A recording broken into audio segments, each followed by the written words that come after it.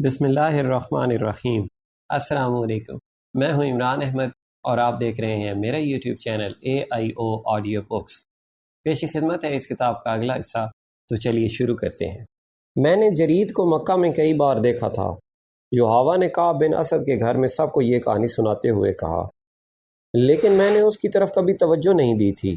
اپنے قبیلے میں اسے کوئی رتبہ یا اونچی حیثیت حاصل نہیں تھی، مگر اس روز غار میں اس کے پاس تنہا اور بے بس بیٹھ کر مجھے محسوس ہونے لگا کہ یہ تو اونچی حیثیت والے لوگوں سے بھی اونچا ہے۔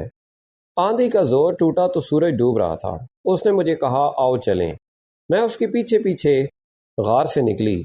کچھ دور اس کا اونٹ ٹیلے کے ساتھ لگا بیٹھا تھا۔ وہ اونٹ پر بیٹھا اور مجھے اپنے پیچھے بٹھا لیا۔ اس کے اشارے پر اونٹ اٹھا اور چل پڑا۔ گرد و غبار صاف ہو گیا تھا۔ میں نے وہ جگہ دیکھی، وہ بڑی ہی ڈراؤنی جگہ تھی۔ میں نے اس جگہ کے متعلق کچھ پراسرار باتیں سنی تھیں۔ آندھی میں تو میں دیکھ نہ سکی تھی کہ یہ کون سی جگہ ہے۔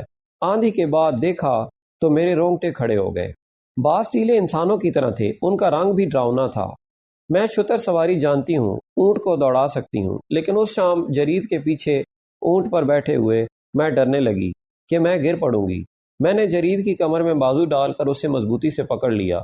مجھ میں یہ احساس بیدار ہو گیا کہ میں بڑی کمزور لڑکی ہوں اور جرید بن مسیب میرا محافظ ہے۔ آپ کو یہ تو معلوم ہے کہ میں اپنے مذہب کے لیے کیا کر رہی ہوں، لیکن آپ کو یہ معلوم نہیں ہوگا کہ اس راستے پر مجھے میرے باپ نے ڈالا ہے۔ یحییٰ نے انہیں بتایا کہ جب اہل قریش بدر میں مسلمانوں کے ہاتھوں شکست کھا کر آئے تو ان کی عورتوں نے بازو لہرا لہرا کر بین کیے تھے۔ یحییٰ کا باپ کٹر یہودی تھا۔ قریش کی شکست پر اس کے آنسو نکل آئے تھے۔ اس نے کہا تھا کہ قریش کے 1000 جنگجو اگر رسول خدا کے 313 آدمیوں سے شکست کھائے ہیں تو اس سے یہی ظاہر ہوتا ہے کہ محمد کوئی جادو لے کے آیا ہے۔ اس نے کہا تھا محمد صلی اللہ علیہ وآلہ وسلم کے پیروکار اسی قبیلہ قریش کے آدمی ہیں، وہ آسمان سے نہیں اترے، پھر وہ جیت کس طرح گئے؟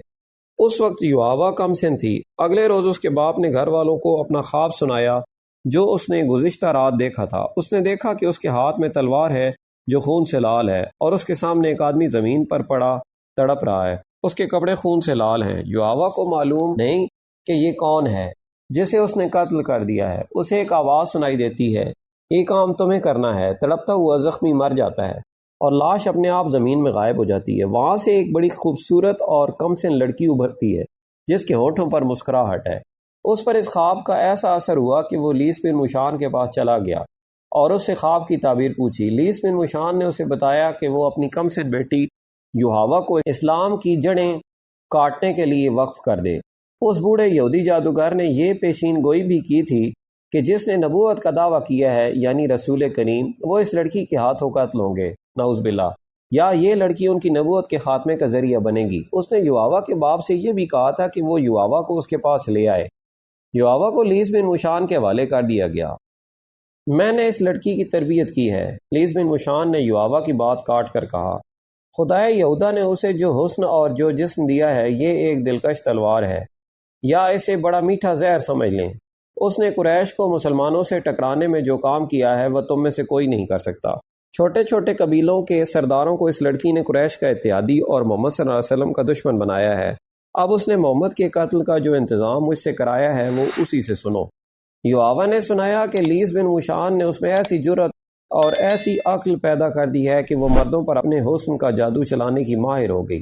حسین لڑکی ہوتے ہوئے اس میں مردوں جیسی جرأت آ گئی تھی، لیکن اس کا استاد اسے یہ نہ بتا سکا کہ جس نئے عقیدے کو روکنے کا اور جس شخصیت کے قتل کا انہوں نے ارادہ کر رکھا ہے وہ عقیدہ خدا نے اتارا ہے، اور اس شخصیت کو خدا نے اس عقیدے کے فروغ کے لیے رسالت عطا کی ہے۔ یحییٰ کی تربیت ایسی ہی ہوئی کہ وہ اپنے مذہب کو دنیا کا واحد سچا مذہب سمجھتی رہی اور یہ نہ سمجھ سکی کہ حق پرستوں پر اللہ کا ہاتھ ہوتا ہے۔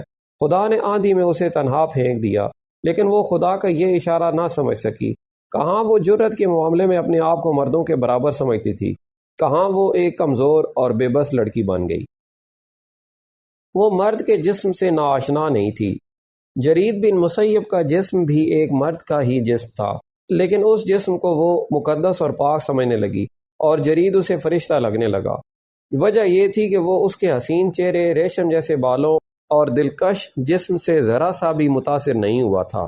یواوا پر جرید کے اس رویے کا یہ اثر ہوا کہ وہ جرید کے جسم میں کشش محسوس کرنے لگی۔ مکہ دور نہیں تھا۔ شام کے بعد جب رات گہری ہو چکی تھی، جرید نے یواوا کو اس کے گھر پہنچا دیا۔ یواوا کے قلعہ نما مکان کا دروازہ کھلا تو اس کا باپ پریشان نظر آیا۔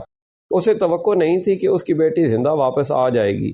انہوں نے جرید کو روک لیا اور شراب سے اس کی تواضع کی۔ جرید جب چلا گیا تو یواوا نے اپنی ذات میں خلا محسوس کیا۔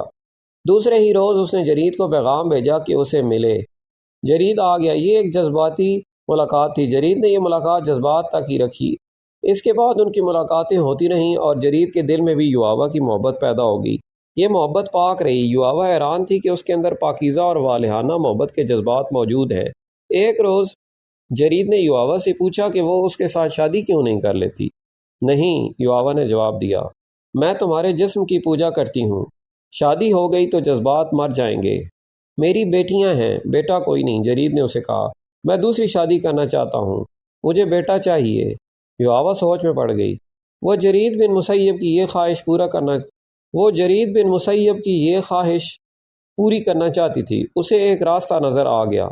ہمارا ایک بزرگ ہے، لیس بن مشان، یواوا نے کہا، اس کے پاس کوئی علم ہے، اس کے ہاتھ میں کوئی طاقت ہے۔ مجھے امید ہے کہ وہ اپنے علم اور عمل کے زور سے تمہیں اسی بیوی سے بیٹا دے گا۔ تم میرے ساتھ چلو، وہ میرا اتالیق ہے۔ جرید اس کے ساتھ لیس بن مشان کے پاس جانے کے لیے تیار ہو گیا۔ ان کی دوستی دو آدمیوں یا دو عورتوں کی دوستی کی صورت اختیار کر گئی تھی۔ وہ جب اکٹھے بیٹھتے تو رسول اکرم کے خلاف بھی باتیں کرتے تھے، اسلام کے فروغ کو روکنے کے منصوبے بھی بناتے تھے، لیکن جرید مسلمانوں کے خلاف کسی جنگی کارروائی میں شریک نہیں ہوتا تھا۔ یواوا کو اس کی یہ بات پسند نہیں آئی تھی، اسے وہ اکساتی اور بھڑکاتی تھی۔ میرا مذہب تم ہو، جرید بن مسیب نے اسے ایک روز فیصلے کے لہجے میں کہہ دیا تھا۔ تم میری بیوی نہیں بن سکتی تو نہ صحیح، میں تمہیں دیکھے بغیر زندہ نہیں رہ سکتا۔ میں تمہیں ایک راز بتا دیتی ہوں جرید، یواوا نے اسے کہا تھا، میں کسی کی بھی بیوی نہیں بنوں گی۔ میرے باپ نے میری زندگی یہودیت کے لیے وقف کر دی ہے۔ لیس بن مشان نے مجھے یہ فرض سونپا ہے کہ اسلام کے زیادہ سے زیادہ دشمن پیدا کروں۔ میرے دل میں اپنے مذہب کے بعد صرف تمہاری محبت ہے، مجھے تم اپنی ملکیت سمجھو۔ ایک روز جرید یواوا کے ساتھ لیس بن مشان سے ملنے اس کے پاس چلا گیا۔ یواوا اسے لیس بن مشان کے سامنے لے جانے کے بجائے پہلے خود اندر گئی اور اس نے لیس کو صاف الفاظ میں بتایا کہ جرید کو وہ محبت کا دیوتا سمجھتی ہے۔ اس نے لیس بن مشان کو بتایا کہ جرید نے اسے موت کے منہ سے نکالا تھا۔ اس نے لیس کو بتایا کہ جرید کی بیٹیاں ہیں، بیٹا ایک بھی نہیں۔ کیا آپ کے علم میں اتنی طاقت ہے کہ جرید کی بیوی کے بطن سے لڑکا پیدا ہو؟ یواوا نے پوچھا۔ کیا نہیں ہو سکتا؟ لیس بن مشان نے کہا، پہلے میں اسے دیکھوں گا، پھر بتا سکوں گا کہ مجھے کیا کرنا پڑے گا۔ اسے میرے پاس بھیج دو۔ یواوا نے اسے اندر بھیج دیا اور خود باہر کھڑی رہی۔ بہت سا وقت گزر جانے کے بعد لیس بن مشان نے جرید کو باہر بھیج کر یواوا کو اندر بلایا۔ جو شخص تم جیسی خوبصورت اور دلکش لڑکی کے ساتھ اتنا عرصہ پاک محبت کر سکتا ہے، وہ بہت ہی مضبوط شخصیت کا آدمی ہے۔ لیس بن مشان نے کہا، یا وہ اس قدر کمزور شخصیت کا ہو سکتا ہے کہ تمہارے حسن کا جادو اپنے اوپر طاری کر کے تمہارا غلام ہو جائے۔ جرید مضبوط شخصیت کا آدمی ہے، یواوا نے کہا، جرید کی ذات بہت کمزور ہے۔ لیس بن مشان نے کہا، میں نے تمہارے متعلق اس کے ساتھ کوئی بات نہیں کی، میں نے اس کی ذات میں اتر کر معلوم کر لیا ہے، یہ شخص تمہارے طلسم کا اسیر ہے۔ مقدس اتالیق، یواوا نے پوچھا، آپ اس کے متعلق ایسی باتیں کیوں کر رہے ہیں؟ میں اسے ایک بیٹا دینا چاہتی ہوں، مجھے اس کے ساتھ اتنی محبت ہے کہ میں نے یہ بھی سوچ رکھا ہے کہ میں اس کے بیٹے کو جنم دوں گی۔ نہیں لڑکی، بوڑھے لیس نے کہا، تمہاری کوکھ سے اس کا بیٹا جنم نہیں لے گا، یہ شخص ذریعہ بنے گا اس فرض کا جو خدا یہودا نے مجھے اور تمہیں سونپا ہے۔ یواوا خاموشی سے لیس بن مشان کے چہرے پر نظریں جمائے ہوئے تھی۔ جسے تم اپنی محبت کا دیوتا سمجھتی ہو، وہ اس شخص کو قتل کرے گا جو کہتا ہے کہ اسے خدا نے نبوت دی ہے، لیس بن مشان نے کہا۔ جرید سے زیادہ موزوں آدمی اور کوئی نہیں ہوگا۔ کیا آپ پیشگوئی کر رہے ہیں؟ یواوا نے پوچھا۔ یہ کس طرح قتل کرے گا؟ اسے میں تیار کروں گا۔ یہ تیار نہیں ہوگا، یواوا نے کہا، یہ کہا کرتا ہے کہ اس کا کوئی مذہب نہیں، محمد کو یہ اپنا دشمن نہیں سمجھتا، قتل و غارت کو پسند نہیں کرتا، یہ سب کچھ کرے گا۔ بوڑھے لیس نے کہا، اس کے ذہن پر میرا قبضہ ہوگا، تم میرے ساتھ ہوگی۔ 3 روز تک یہ سورج کی روشنی نہیں دیکھ سکے گا۔ جب ہم اسے باہر نکالیں گے تو یہ ایک ہی بات کہے گا، کہاں ہے خدا کا نبی؟ وہ ہم میں سے ہے، میں اسے زندہ نہیں رہنے دوں گا۔ مقدس باپ، یواوا نے رندھائی ہوئی آواز میں التجا کی، جرید مارا جائے گا، یہ واحد شخص ہے، خدا یہودا سے بڑھ کر محبت کے لائق کوئی نہیں۔ لیس بن مشان نے کہا، تمہیں یہ قربانی دینی ہوگی، جرید اب مکہ واپس نہیں جائے گا۔ پھر یواوا بھی مکہ کو واپس نہ گئی، جرید بن مسیب بھی نہ گیا۔ بوڑھے لیس نے دونوں کو 3 دن اور 3 راتیں ایک کمرے میں بند رکھا، جرید کو اپنے سامنے بٹھا کر اس کی آنکھوں میں آنکھیں ڈال دیں، پھر اسے کچھ پلایا اور کچھ زیر لب بڑبڑانے لگا۔ اس نے یواوا کو بھی اپنے ساتھ بٹھا لیا۔ لیس یواوا کو جو کہتا رہا وہ کرتی رہی۔ یہ ضروری نہیں کہ میں تم سب کو بھی یہ بتاؤں کہ میں نے جرید کے ذہن اور اس کی سوچوں کو کس طرح اپنے قبضے میں لیا۔ لیس نے کہا، میں اسے ساتھ لایا ہوں، تم اسے خود دیکھ لو۔ لیس بن وشان نے یواوا کو اشارہ کیا، یواوا باہر چلی گئی اور جرید بن مسیب کو اپنے ساتھ لے آئی۔